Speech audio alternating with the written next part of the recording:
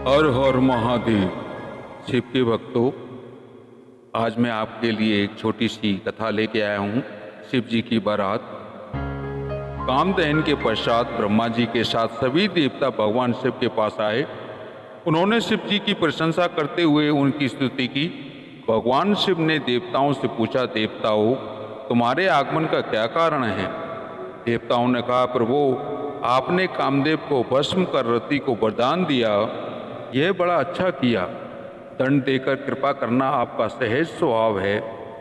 भगवती पार्वती ने आपको पति रूप में प्राप्त करने के लिए कठोर तप किया है।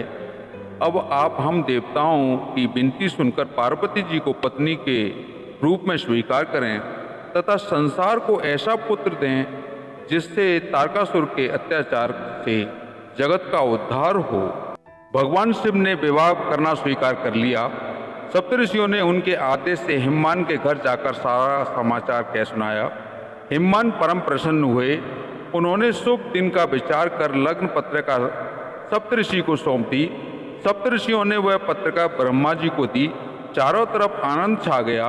आकाश से फूलों की वर्षा होने लगी। नाना प्रकार के बाजे बजने लगे। दसों दिशाओं में मंगल कलश सजा दिए गए। भगवान शिव के आदेश से देवर्षि नारद ने संपूर्ण देवताओं को निमंत्रण दिया।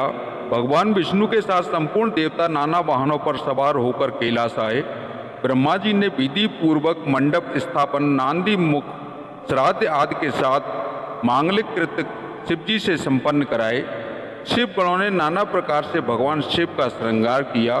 तदंतर ब्राह्मणों को आगे करके महादेव ने प्रसन्नता पूर्वक कैलाश से प्रस्थान किया। भगवान शंभु ने नंदी आदि गणों को अपने साथ हिमाचलपुरी चलने की आज्ञा देते हुए कहा, तुम लोग थोड़े से गणों को यहाँ रखकर शेष सभी मेरे साथ हिममान के नगर चलो। भगवान भूत भावन का आदेश मिलते ही नंदी तथा वीरभद्र आदि गणराज असंख्य कोटि गणों तथा भूतों को साथ लेकर चले। उसी समय चंडी देवी भी रुद्र की बहन बनकर खूब उत्सव मनाती हुई आ पहुंची। उनका वाहन प्रेत था। वे अपने सिर पर जल से भरा हुआ सोने का कलश लिए चल रही थीं। बीड़ियों की गड़गड़ाहट और शंखों के गंभीर नाद से तीनों लोग गूंज उठे। देवता लोग शिव गणों के पीछे पीछे उत्साह पूर्वक चल रहे थे। संपूर्ण सिद्धियां और लोकपाल आदि भी देवताओं के साथ थे। देव मंडली के मध्य भाग में गरुणासीन भगवान विष्णु चल रहे थे।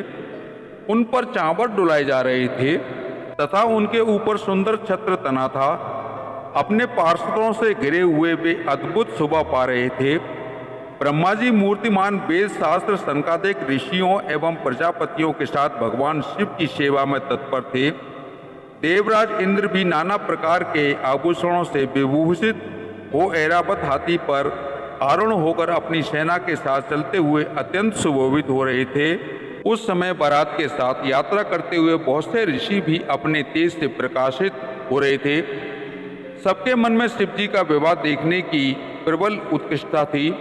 डांकनी, शाकनी, यातुदान, भूत प्रेत और बेताल आदि तथा श्रेष्ठ गंधर्व सब के सब नाचते गाते चल रहे थे।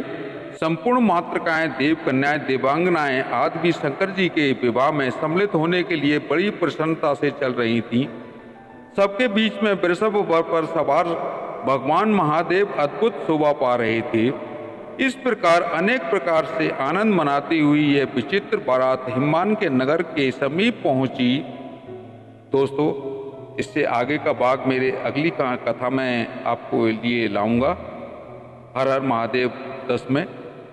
तब तक आपको ये कैसी मेरी कथा लगी, कृपया लाइक करें, सब्सक्राइब करें, कमेंट में हर हर महादेव अवश्य लिखें। हर हर महादेव।